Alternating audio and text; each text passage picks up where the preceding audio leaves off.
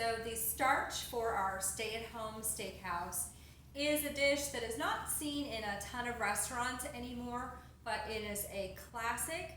It is very simple and it is very delicious. It's called Anna potatoes.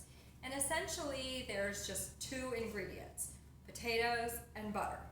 I mean, come on, that sounds pretty good, right?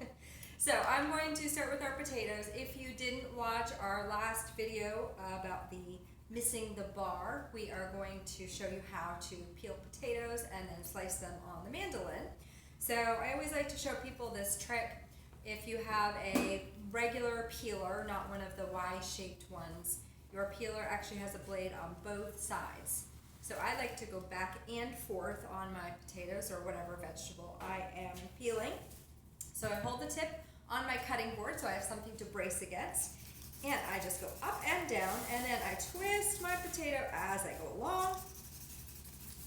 And then you can lay it down and then get the ends, just go toward the cutting board. And if you have any spots that don't look so fabulous, you can either keep peeling, or lots of peelers have a little scoop at the end, and you can just press in, twist around, and get rid of any little bad bits. Sometimes, especially if they've been sitting in your cupboard for a couple of weeks, you can develop those little spots, but the rest of the potato is just fine to use. So don't waste the whole potato. If you have one little bad spot, just peel that or cut that out. All right, so I have a bowl of cold water right here, all prepared. You always want to make sure and put your potatoes directly into that cold water. That stops them from oxidizing or turning brown. Here's another great tip. I have what's called our bench scraper here. Makes for very easy cleanup. Put your trash bowl right underneath your cutting board and just sweep all those peels right in.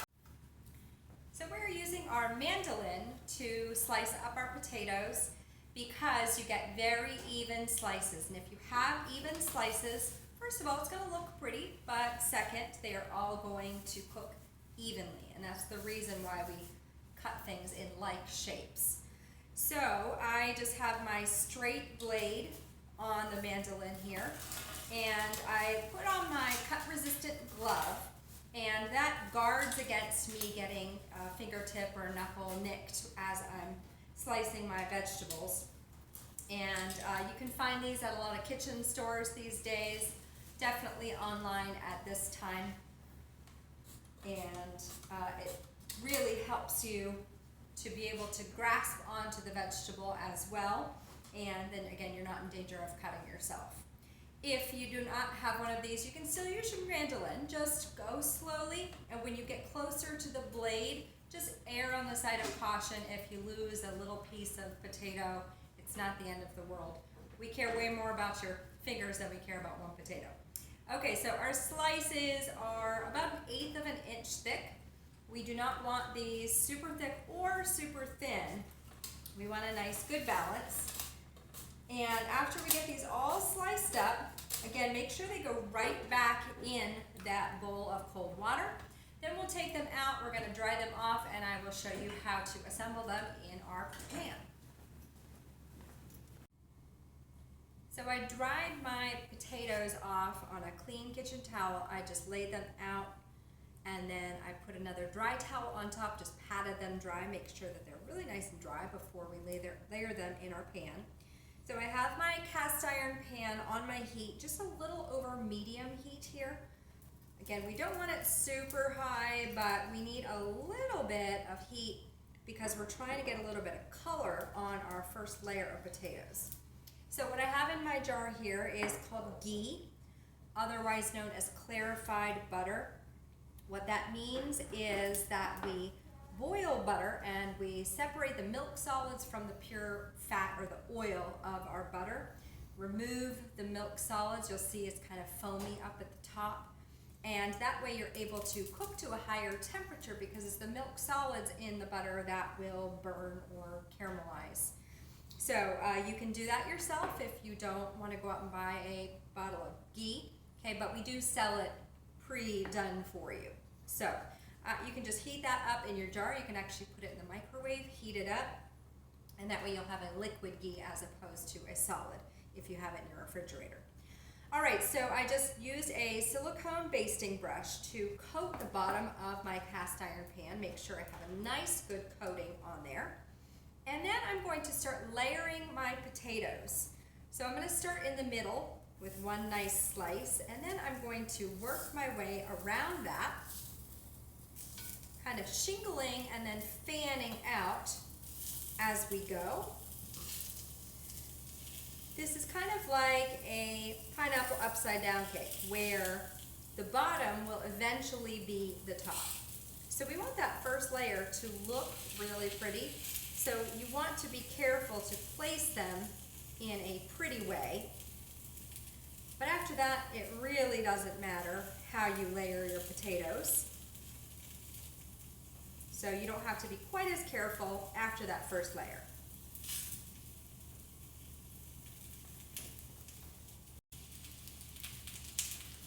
Once you get the bottom of your pan completely covered with your slices of potato, we're going to add another layer of ghee. So what I like to do is dip my brush in my ghee and then let the ghee drain down until you're just seeing a couple little drips. Then I'm going to go in, tap my silicone brush on my finger, and that spreads the ghee out. Then I'm going to go back through and I'm going to brush it on the potatoes so we're completely covered. That way we don't wind up soaking the layers of potatoes and wind up with a greasy pan of potatoes at the end.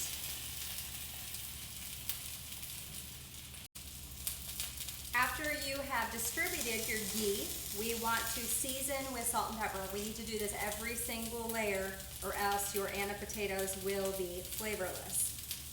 When we season something that needs to stay in place, we want to go from at least a foot above your product and go back and forth as you release your salt. That way your seasoning spreads out and you're not in danger of getting piles of salt or pepper. I'm also going to crack a couple cracks of fresh pepper, just about 4 or 5, to spread that out. One time in class, we had people just putting pepper on there and it wound up being so spicy that we couldn't even eat it.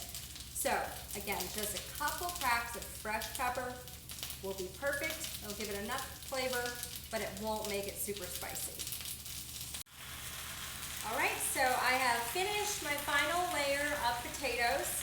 As always, even that top layer needs ghee, salt, and pepper.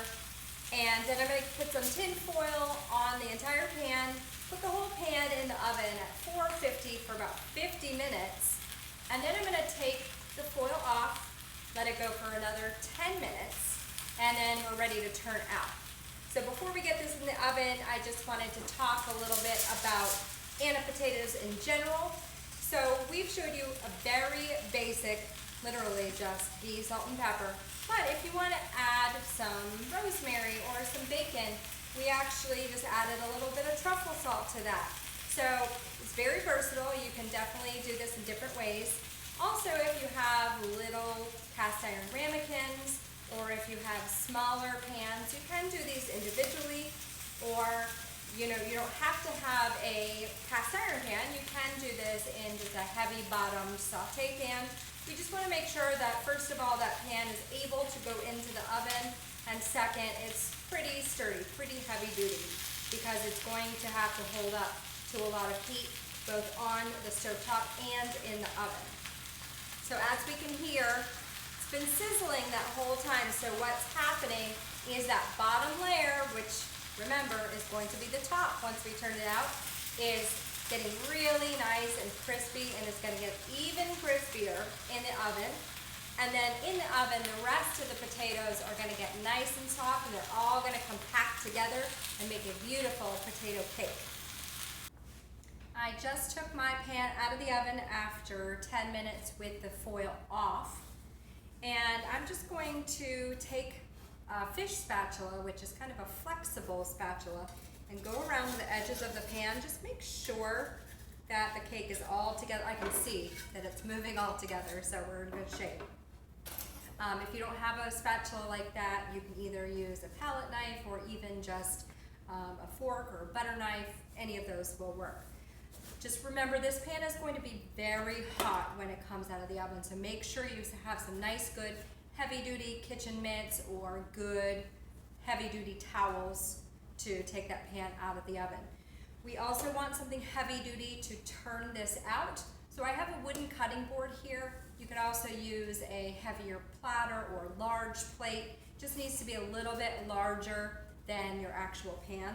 So I'm going to put my cutting board on top. I'm going to put my thumbs above and the rest of my fingers down below. Make sure that I have a really good grip on both sides, and then just be brave. Flip her over. Give it a little smack on the other side, and oh, beautiful. We did it. Okay. Here she is in all her glory, our Anna potatoes. Hope you enjoy that, and I hope you try it at home.